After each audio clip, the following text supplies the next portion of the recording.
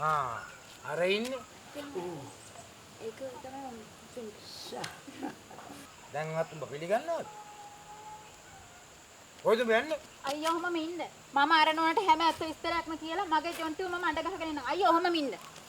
අනේ මන් දන්නේ. කියන දේ නාහනේ උන්ට කරත් ගියත් එකයි බස් එකේ ගියත් එකයි. ජොන්ටි? ජොන්? කවුද මේක? ඔයා මෙයා අඳින්නද? මන් දන්නේ.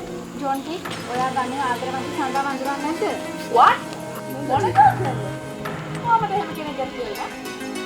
ගර්ල්ෆ්‍රෙන්ඩ් මට මේ කොයිදර පිස්සු හොගවද බලන්න.